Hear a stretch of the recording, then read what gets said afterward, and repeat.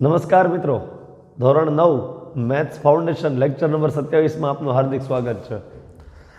આપણે છેલ્લે આંકડાશાસ્ત્ર પ્રકરણમાં મધ્યકને લાગતા વળગતા પ્રશ્નોની ચર્ચા ફાઉન્ડેશન લેવલની કરી રહ્યા હતા. તમે જોયું હશે પહેલાં પણ 2 લેક્ચરો આપણે એના ઉપર લઈ લીધા છે ઓલરેડી ફાઉન્ડેશનના, કે જે લેવલના પ્રશ્નો તમારી ટેક્સ્ટબુકમાં છે એનાથી વિશેષ લેવલના પ્રશ્નોની આપણે ચર્ચાઓ જે છે અહીંયા આગળ કરવાની છે.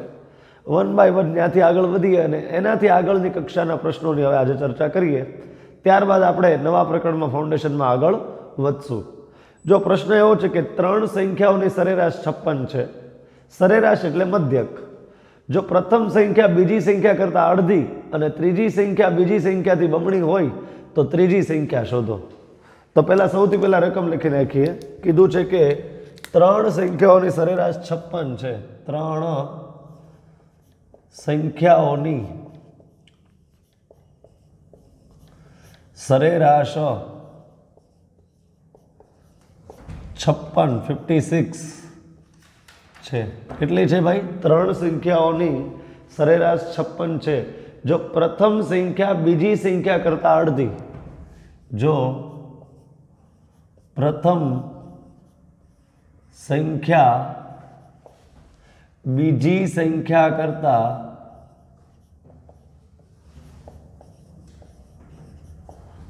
અડધી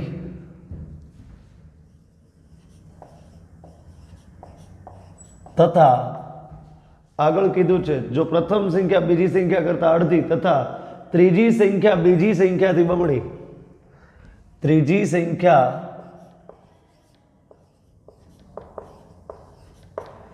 એ બીજી સંખ્યા કરતાં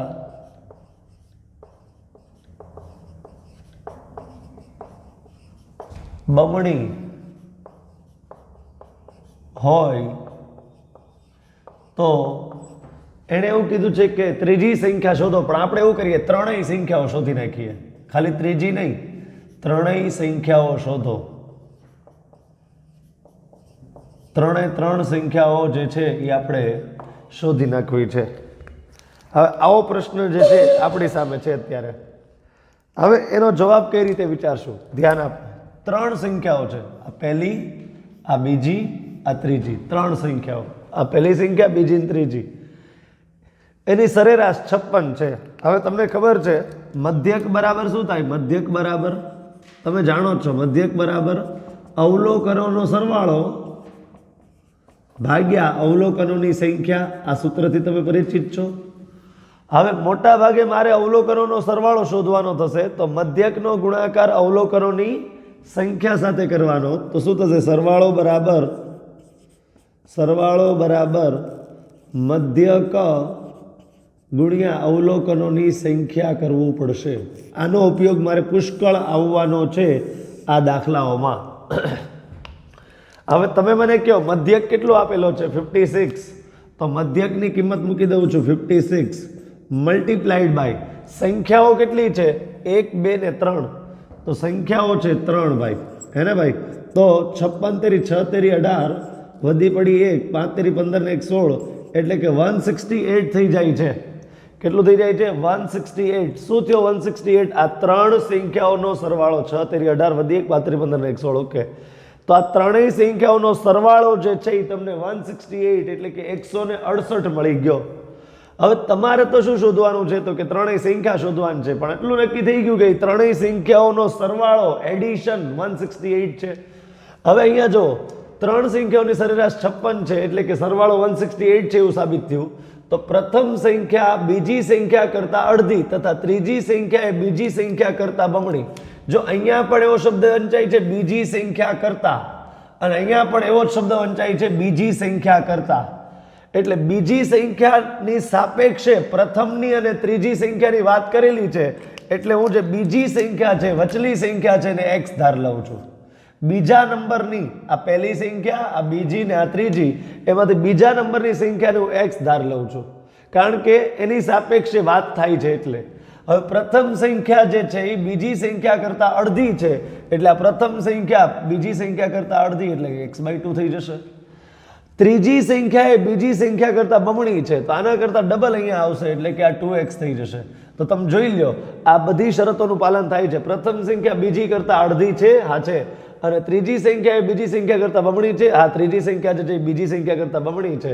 તો ત્રણેય સંખ્યાઓ શોધો કીધું છે.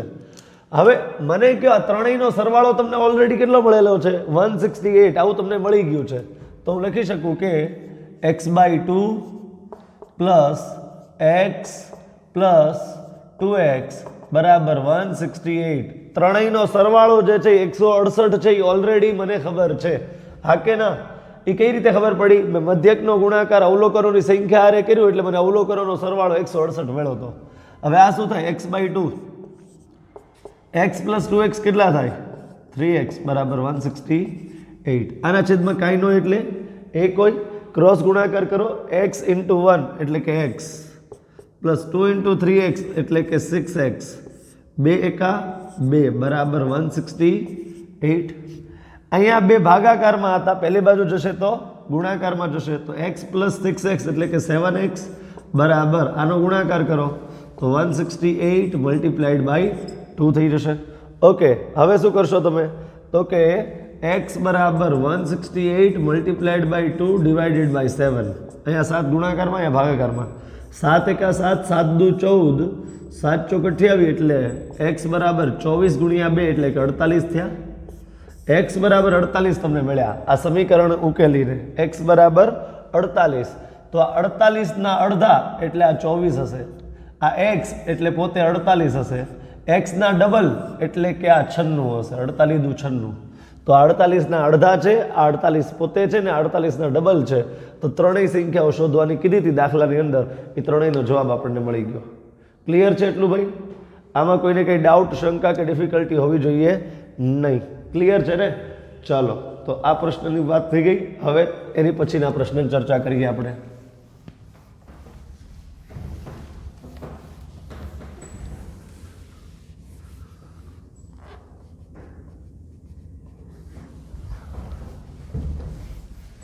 નવો પ્રશ્ન જોઈએ.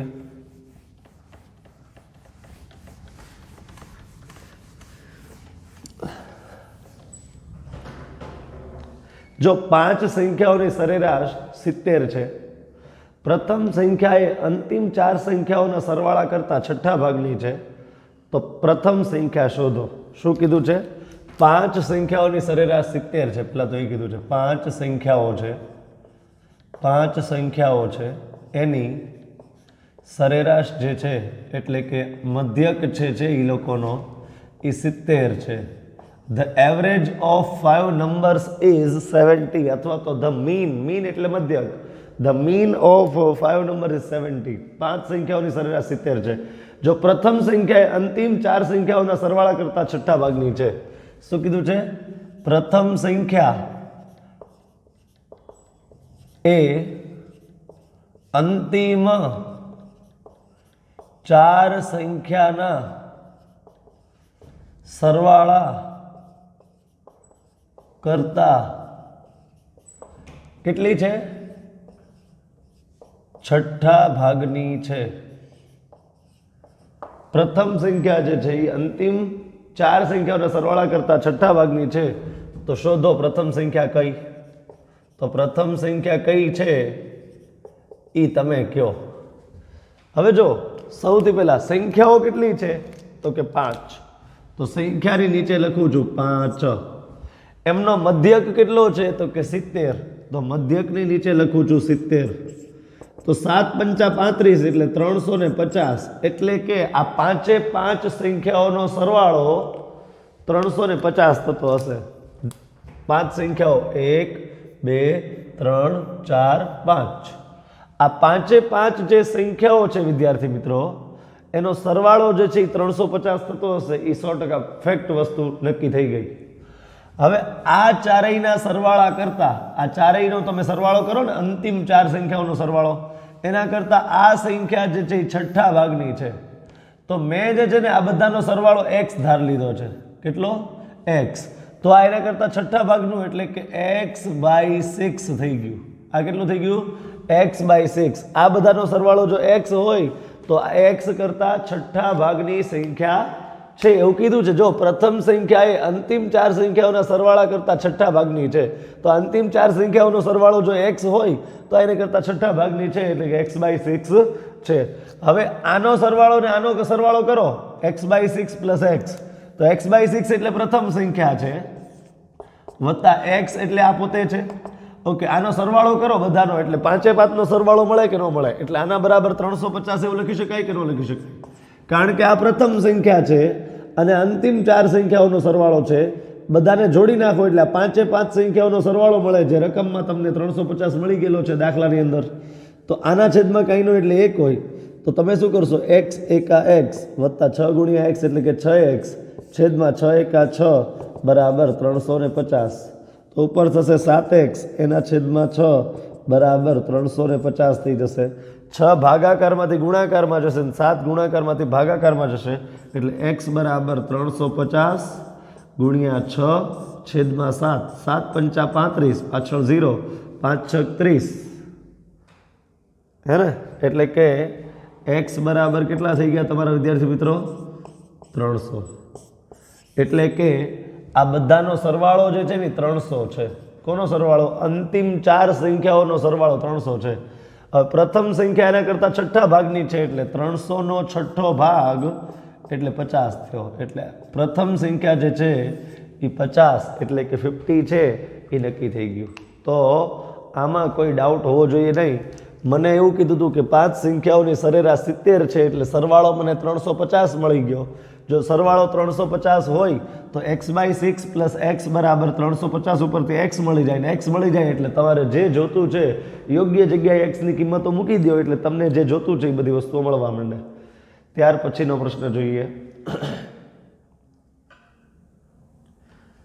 ચાર સંખ્યાઓની સંખ્યાઓમાં પ્રથમ સંખ્યા બીજી સંખ્યા કરતાં બમણી છે, બીજી સંખ્યા એ ત્રીજી સંખ્યા કરતાં અડધી છે, ત્રીજી સંખ્યા એ ચોથી સંખ્યા કરતાં 5 ગણી છે. જો ચારે ચારની સરેરાશ 24.74 હોય તો સૌથી મોટી સંખ્યા. ચાલો થોડોક સારો પ્રશ્ન છે. હવે જો થોડુંક હવે આમાં લંબાવીએ છીએ આપણે આને.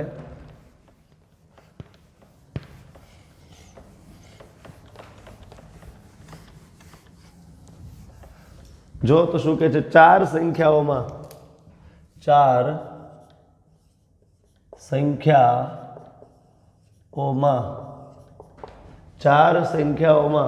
પ્રથમ સંખ્યા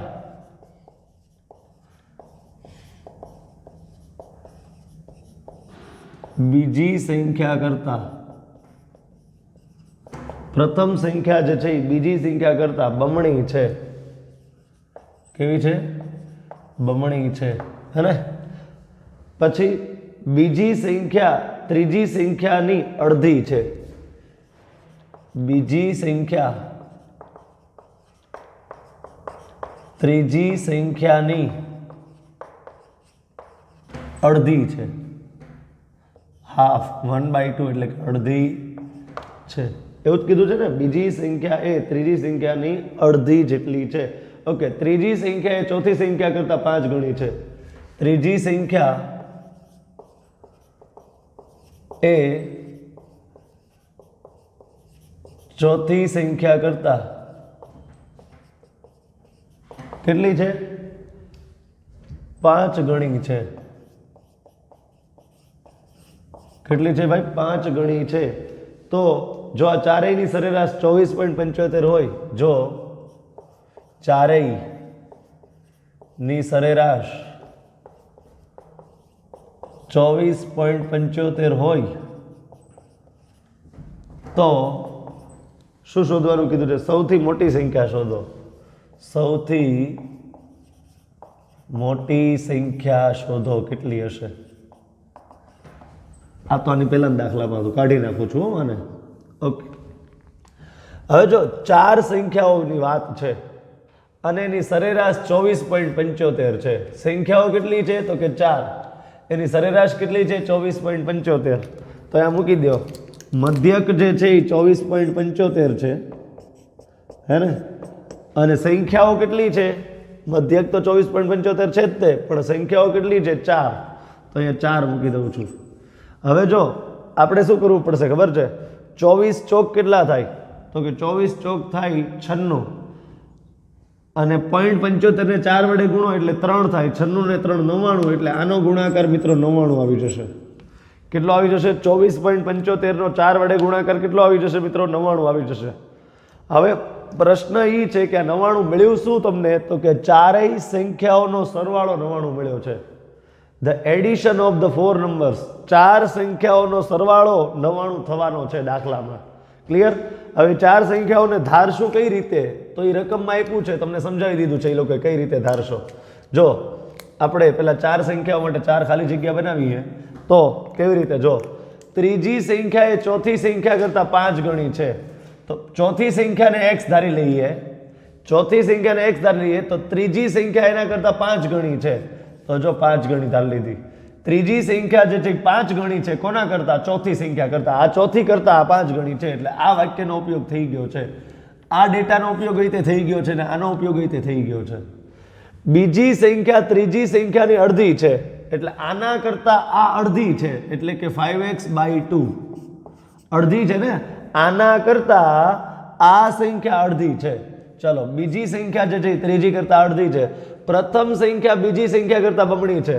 પ્રથમ સંખ્યા જે છે આના કરતાં ડબલ છે, તો આના ડબલ કરો, 5x/2 ના ડબલ એટલે મલ્ટીપ્લાઈડ બાય 2, 2 2 કટ થઈ જાય એટલે આનો ડબલ પાછું 5x જ થાય. જો તો બધું જે પ્રમાણે રકમમાં આપ્યું છે એ પ્રમાણે સેટ થઈ જાય છે કે નથી થતું? એકવાર ચેક કરી લો, બધું સેટ થઈ જાય છે કે નથી થતું? જો તો પ્રથમ સંખ્યા બીજી સંખ્યા કરતાં બમણી હોવી જોઈએ. જો આ જે છે ને ડબલ જ છે આના કરતાં, બીજી સંખ્યા કરતાં પ્રથમ સંખ્યા ડબલ છે. બીજી સંખ્યા જે છે એ ત્રીજી સંખ્યા કરતાં અડધી હોવી જોઈએ, તો આ બીજી સંખ્યા જે છે એ ત્રીજી કરતાં અડધી છે. ત્રીજી સંખ્યા એ ચોથી સંખ્યા કરતાં 5 ગણી, આના કરતાં આ 5 ગણી. યસ છે. તો આ ચારેય સંખ્યાઓ જે મેં ધારી છે એ મેં પરફેક્ટ ધારેલી છે. હવે એમાં કઈ શંકાને સ્થાન નથી. હવે આ ચારેયનો સરવાળો જે છે એ મને 99 મળેલો છે, તો હું આ ચારેયનો સરવાળો કરીશ. 5x plus 5x/2 plus 5x plus x બરાબર 99. હવે જો 5 ને 5 10 ને 11x પ્લસ 5x/2 બરાબર 99. હવે 2 વડે આની યારે ગુણો તો 11 દુ 22x વત્તા 5x એકા 5x છેદમાં 1 દુ 2 બરાબર 99. હે ને? સાચું છે. 11 દુ 22x 5 એકા 5 ની છે. ઓકે. હવે 22 ને 5 કેટલા થશે? 27x એના છેદમાં 2 બરાબર 99. આવું થઈ જશે તમારી પાસે. હવે x બરાબર 99 ગુણ્યા 2 છેદમાં 27. 99 ગુણ્યા 2 ના છેદમાં 27. 9 તેરી 27 અને 11 9 99 બરાબર ને? તો x બરાબર કેટલા આવી ગયા? 11 દુ 22 ના છેદમાં 3. કેટલા આવી ગયા મિત્રો? 22 ના છેદમાં 3. હવે આમાંથી સૌથી મોટી સંખ્યા પૂછી છે, તો સૌથી મોટી સંખ્યા આને પણ કહી શકાય, સૌથી મોટી સંખ્યા આને પણ કહી શકાય, કારણ કે બંને સરખી જ છે. તો સૌથી મોટી સંખ્યા કીધી છે એટલે મારે x ની કિંમત અહીંયા મૂકવાની. તો સૌથી મોટી સંખ્યા જે છે એ થશે 5x/3. સોરી, ખાલી 5x. સૌથી મોટી સંખ્યા કઈ થશે મિત્રો? એ છે 5x. તો 5 x ની જગ્યાએ એની વેલ્યુ પુટ કરો, x ની જગ્યાએ મૂકો 22/3. તો 22 × 5 110 ના છેદમાં 3. આ જે છે સૌથી મોટી સંખ્યા થઈ. તમારો આ તમારો ફાઇનલ આન્સર આવી ગયો. ક્લિયર છે? તો આખી સ્ટોરી કઈ રીતે બને છે એકવાર ફરીથી ચર્ચા કરી દઉં છું, પછી આગળ વધીએ આપણે. 4 સંખ્યાઓની સરેરાશ 24.75 આપી હતી એટલે સરવાળો 99 મળી ગયો પહેલાં તો. હવે જે પ્રમાણે આ 4 સેન્ટેન્સીસ કીધા છે એનું પાલન થાય એવી રીતે તમારે 4 સંખ્યાઓ ધારવાની આવે. પ્રથમ સંખ્યા બીજી સંખ્યા કરતાં બમણી હોવી જોઈએ, આના કરતાં ડબલ છે. બીજી સંખ્યા ત્રીજી સંખ્યાની અડધી હોવી જોઈએ, આની કરતાં અડધી હોવી જોઈએ. ત્રીજી સંખ્યા ચોથી સંખ્યા કરતાં 5 ગણી હોવી જોઈએ છે. ઓકે. હવે આ ચારેયનો સરવાળો 5x plus 5x/2 plus 5x plus x બરાબર 99. 5 ને 5 10 ને 11x વત્તા 5x/2 બરાબર 99. 11 દુ 22x પ્લસ 5 એકા 5x ના છેદમાં 2 બરાબર 99. 27x ના છેદમાં 2 બરાબર 99. 2 ઉપર જાય 99, 27 નીચે આવે 99 ની. તો 9 તેરી 9 11 બરાબર 11 દુ 22 ના છેદમાં 3. કિંમત મૂકી એટલે 110 ના છેદમાં 3 જે છે એ સૌથી મોટી સંખ્યા થાય. મતલબ આ બંને 110 ના છેદમાં 3 થશે. આ x એટલે પોતે 22 ના છેદમાં 3 થશે અને 5x/2 એટલે x ની જગ્યાએ 22/3 મૂકી દો એટલે આની કિંમત પણ તમને મળી જાય. પણ આપણો પ્રશ્ન એવો હતો સૌથી મોટી સંખ્યા શોધો, જે મને મળી ગઈ 110/3. ક્લિયર છે? ચલો હવે ત્યાંથી આગળ વધીએ. ઓકે,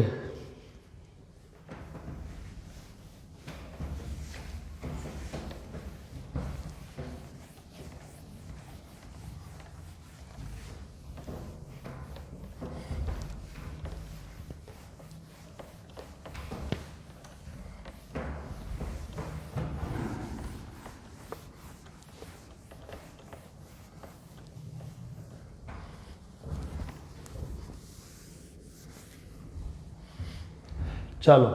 અજય અને ભાવેશની સરેરાશ આવક 15,000 રૂપિયા છે. ભાવેશ અને ચિન્મયની સરેરાશ આવક 18,000 રૂપિયા છે. તથા અજય અને ચિન્મયની સરેરાશ આવક જે છે એ 16,500 છે. તો ત્રણેયની સરેરાશ આવક કેટલી? જો પહેલા અજય અને ભાવેશ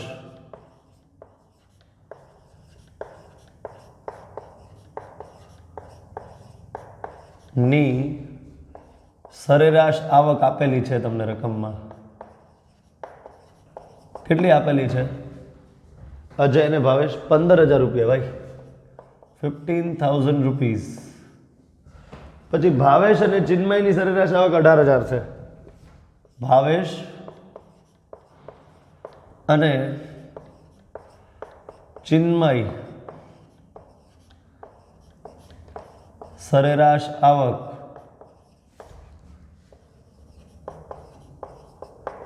એ 18,000 રૂપિયા છે, હે ને?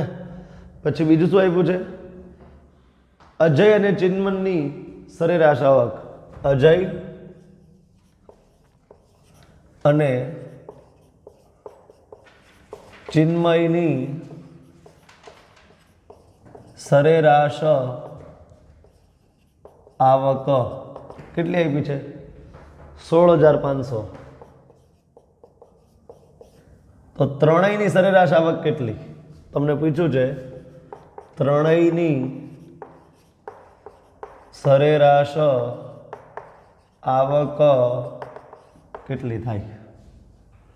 આટલો ડેટા આપ્યો છે અને આના આધારે પૂછ્યું છે કે અજય, ભાવેશ અને ચિન્મય. હવે જો અજયની જગ્યાએ હું ખાલી એ લખીશ, ભાવેશની જગ્યાએ બી અને ચિન્મયની જગ્યાએ સી લખીશ, બરાબર? એ બી સી. હવે મને કહો એ અને બી ની સરેરાશ આવક 15,000 છે. તો એ અને બી નો સરવાળો કેટલો થશે? 30,000 થાય કે ન થાય? 15,000 ગુણ્યા 2 એટલે કે 30,000 થાય કે ન થાય? આનો અર્થ શું થાય? અજય અને ભાવેશની સરેરાશ આવક 15,000 છે.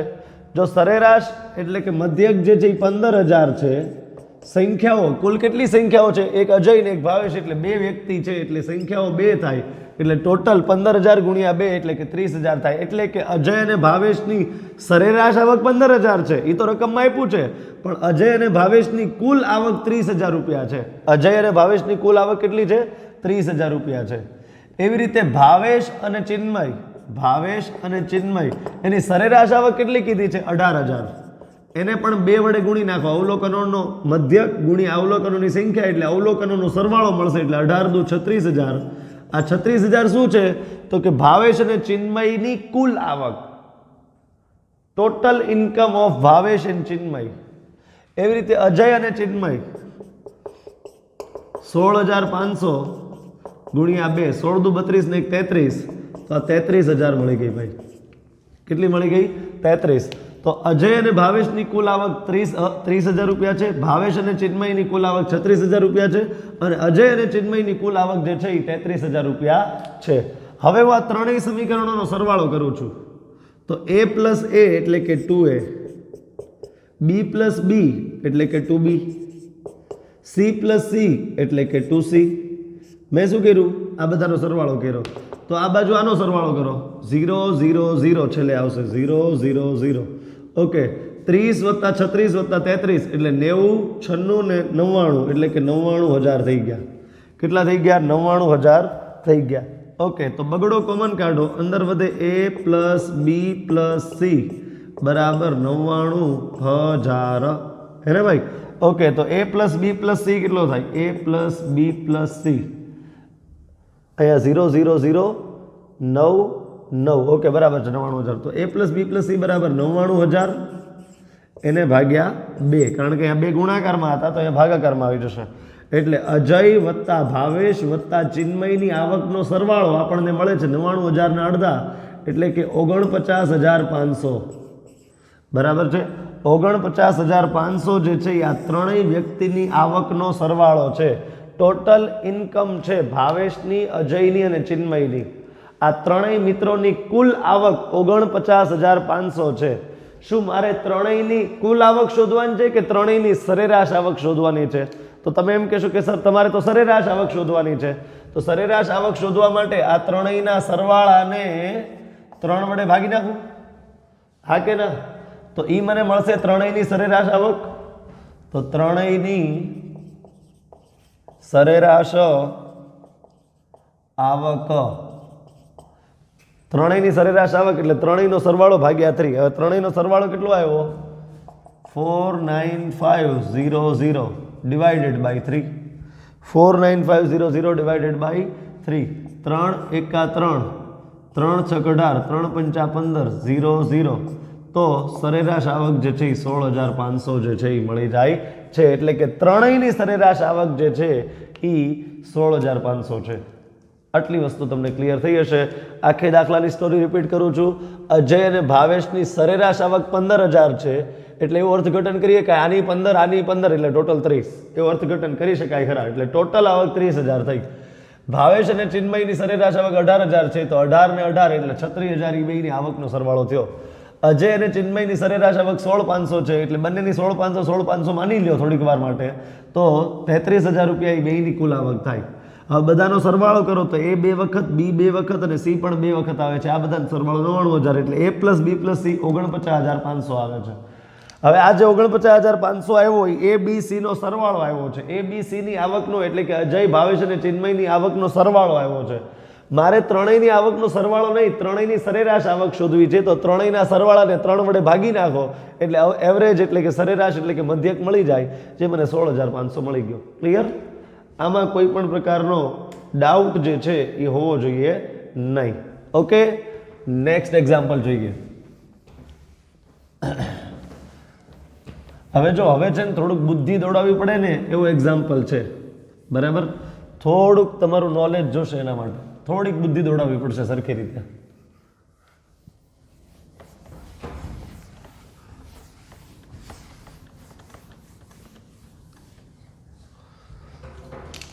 પાંચ વર્ષ પહેલા લગ્ન સમયે પતિ અને પત્નીની સરેરાશ ઉંમર 23 વર્ષ હતી. આજે તેમને 1 વર્ષનો બાળક હોય તો હવે કુટુંબની સરેરાશ ઉંમર શું થશે? રકમ લખું છું પહેલા. 5 વર્ષ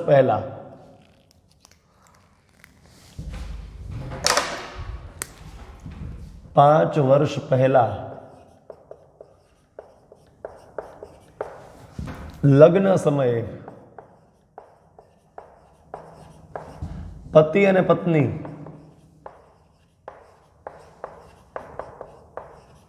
ની સરેરાશ ઉંમર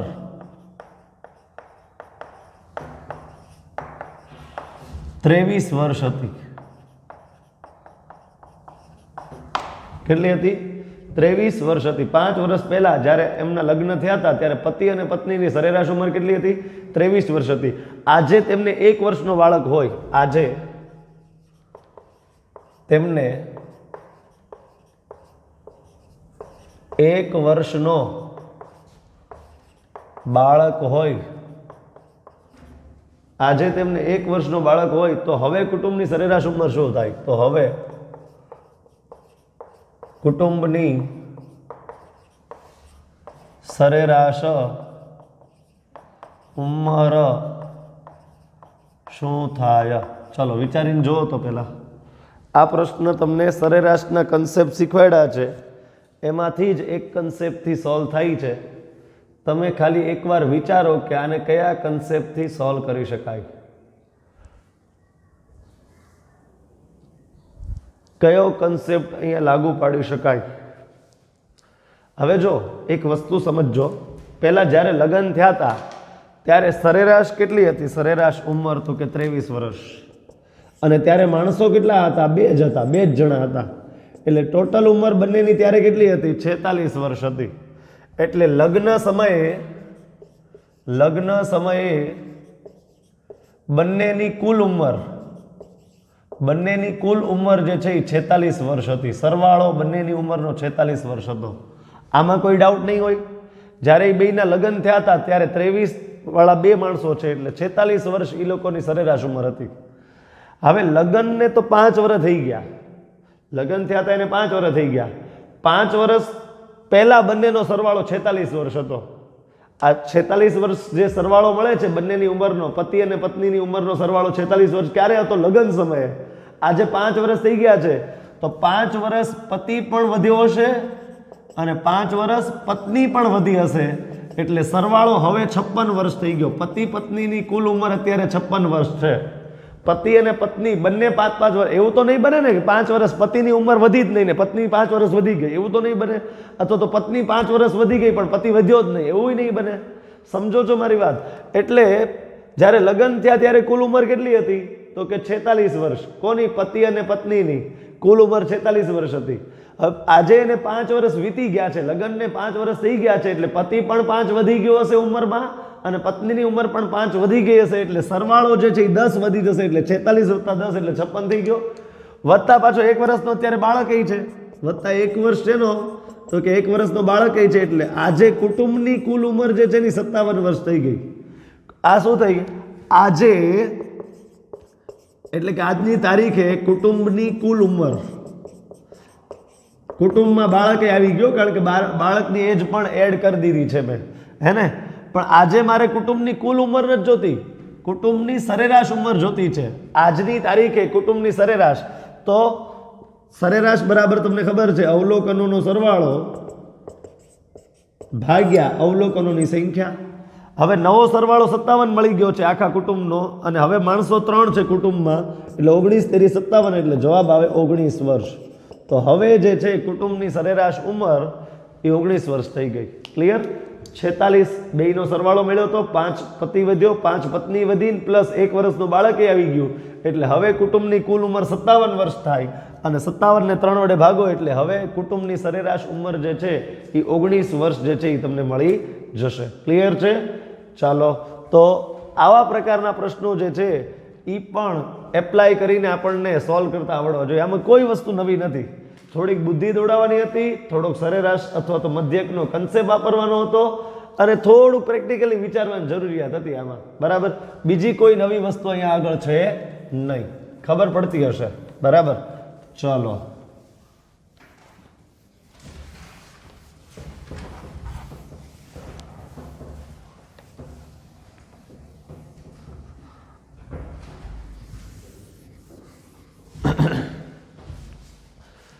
હવે ત્યાર પછીનો છેલ્લો પ્રશ્ન એક જોઈ લઈએ કે જો x સંખ્યાઓની સરેરાશ y² તથા y સંખ્યાઓની સરેરાશ x² હોય તો x + y સંખ્યાઓની સરેરાશ શું થાય? શું કીધું છે? જો x સંખ્યાઓની સરેરાશ એટલે કે મધ્યક y² તથા y સંખ્યાઓની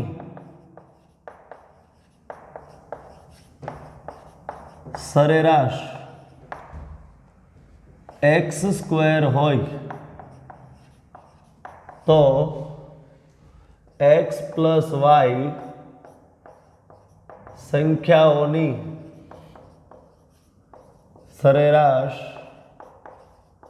કેટલી થશે?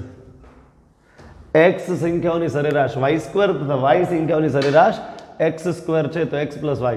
હવે જો આ નંબર ઓફ ઓબ્ઝર્વેશન્સ છે અને આ એમનો મધ્યક છે તો જો નંબર ઓફ ઓબ્ઝર્વેશન્સ કેટલી છે તો કે x, એમનો મધ્યક કેટલો છે y² તો સરવાળો કેટલો થાય? xy² સરવાળો થાય. તો આ જે પહેલું સેન્ટેન્સ લખ્યું છે એમાં જે સંખ્યાઓની વાત છે એનો સરવાળો xy² થાય છે, હા કે ના? x સંખ્યાઓની સરેરાશ y² હોય તો એમનો સરવાળો xy² થાય. એ જ રીતે જો તમે આની વાત કરો કે y જેટલી સંખ્યાઓ છે, સંખ્યાઓ કેટલી છે મિત્રો આપણી પાસે? હવે y જેટલી સંખ્યા છે અને એનો મધ્યક એટલે કે સરેરાશ જે છે x² છે તો સરવાળો જે છે x² y થાય. શું થાય? x² × y થાય. તો આ XY² છે ને આ X² છે, આનો સરવાળો બરાબર આટલી સંખ્યાઓનો સરવાળો છે XY² અને આનો જે સરવાળો છે એ છે X²Y. હવે મારે શું કરવાનું છે? આ બે માહિતીને ભેગી કરવાની છે. તો અહીંયા X સંખ્યાઓ હતી, અહીંયા Y સંખ્યાઓ હતી, એટલે હવે ટોટલ મારી પાસે X + Y સંખ્યાઓ થશે. હવે બેયને ભેગી કરો એટલે સરવાળો એડ થશે, એટલે નવી સરેરાશ કેટલી થશે? નવી સરેરાશ આનો સરવાળો હતો XY² વત્તા આનો સરવાળો હતો X²Y અને હવે કુલ સંખ્યાઓ કેટલી થઈ જશે? તો કે X + Y. ઉપરથી XY નીકળશે કોમન, અહીંયા વધે Y, અહીંયા વધે X, નીચે આવે X + Y. X + Y cancel એટલે X × Y જે છે એ નવી સરેરાશ થાય. બરાબર છે? નવી સરેરાશ તમે શું કરો છો? બે માહિતીને ભેગી કરો છો. એક X અવલોકનો હતા જેનો મધ્યક Y² હતો, એક Y અવલોકનો હતા જેનો મધ્યક X² હતો. જો બંનેને ભેગા કરવામાં આવે તો નવા જે અવલોકનો બને એની સરેરાશ શોધવું કીધું હતું. તો જે પહેલી માહિતી હતી મારી પાસે એનો સરવાળો મેં મેળવી લીધો, પછી જે અહીંયા આગળ મારી પાસે બીજી માહિતી હતી એનો પણ મેં સરવાળો શોધી લીધો. હવે બંનેને ભેગા કરવાના છે એટલે બંનેના સરવાળાનો પણ સરવાળો થશે, એટલે કે XY² + X²Y. અને હવે અહીંયા X અવલોકનો હતા, અહીંયા Y અવલોકનો હતા, તો કુલ અવલોકનોની સંખ્યા કેટલી થાય? તો કે X + Y થઈ જાય. તો એના આધારે જે છે આપણે આનું સાદુરૂપ આપ્યું તો કેન્સલ થતું XY જે છે એ તમારો આન્સર આવી ગયો. તો આવા પ્રકારના પ્રશ્નો જો તમને પૂછાય તો તમને જવાબ આપવાનો રહેશે. હવે આવા પ્રકારના પ્રશ્નો પૂછાય કે કેટલાક અવલોકનોની સંખ્યા સરેરાશ 35 છે, જો દરેક અવલોકનને 5 વડે ભાગવામાં આવે તો મળતા નવા અવલોકનોની સરેરાશ કેટલી થાય? તો આ તો મધ્યકના ગુણધર્મો ઉપરથી દાખલો થઈ ગયો, જે આપણે રેગ્યુલર મેથ્સના લેક્ચરોમાં ચર્ચા કરી છે કે માહિતીના દરેક અવલોકનો ઉપર જે પ્રોસેસ, જે પ્રક્રિયા તમે કરશો એની સીધી અસર જે છે એ એના મધ્યક ઉપર થશે. જો મધ્યક પહેલા 35 આપેલો હતો, હવે જો દરેક અવલોકનને 5 વડે ભાગશો તો મધ્યકને તે 5 વડે ભાગવા પડશે, તો નવો મધ્યક 7 થઈ જશે. નવા અવલોકનોનો મધ્યક કેટલો થઈ જશે? 7 થઈ જશે. ટૂંકમાં જે પ્રક્રિયા તમને બધા અવલોકનો ઉપર કરવાની કહેવામાં આવે એ સીધી પ્રક્રિયા તમારે મધ્યક ઉપર કરી નાખવાની, એ જ તમારો જવાબ હોય. એટલે આની ચર્ચા આપણે ઓલરેડી રેગ્યુલર લેક્ચરોમાં કરી નાખી છે, એટલે આમાં હું ડીપલી હવે આગળ જતો નથી. માની લો તમને કીધું હોય કે કેટલાક અવલોકનોની સરેરાશ 30 છે, હવે જો દરેક અવલોકનમાં 2 ઉમેરવામાં આવે તો નવી સરેરાશ કેટલી થાય? તો કે આમાં 2 ઉમેરી દો એટલે જવાબ 32 થાય. ક્લિયર? ટૂંકમાં બધા ઉપર જે પ્રક્રિયા કરો એની સીધી અસર જે છે એ તમારે મધ્યક ઉપર થઈ જતી હોય છે. ક્લિયર છે? ચલો, તો આમાં કોઈ પણ જાતનો ડાઉટ કે ડિફિકલ્ટી કે શંકા હોવી જોઈએ નહીં. તો અહીંયા આગળ આપણે આંકડાશાસ્ત્ર પ્રકરણની અંદર કેવા કેવા પ્રકારના પ્રશ્નો જે છે એ હોઈ શકે એની ચર્ચા કરી. હવે નેક્સ્ટ લેક્ચરમાં આપણે અહીંથી આગળ નવા પ્રકારના ટોપિકની ચર્ચા, નવા પ્રકરણની ચર્ચા જે છે એ મેથ્સ ફાઉન્ડેશનમાં અહીંથી આગળ વધારશું. આજના લેક્ચરમાં અહીં સુધી રાખશું. Thank you.